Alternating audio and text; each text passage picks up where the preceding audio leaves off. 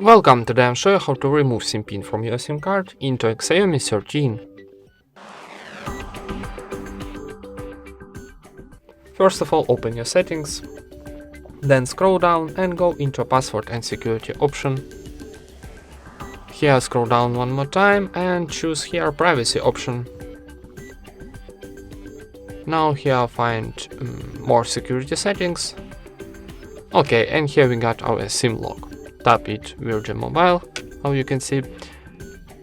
Tap OK, and now for turn off our lock SIM card, need tap here on the switcher and enter your current PIN and tap OK. And that's it. Thank you for watching, leave thumbs up and subscribe to our channel.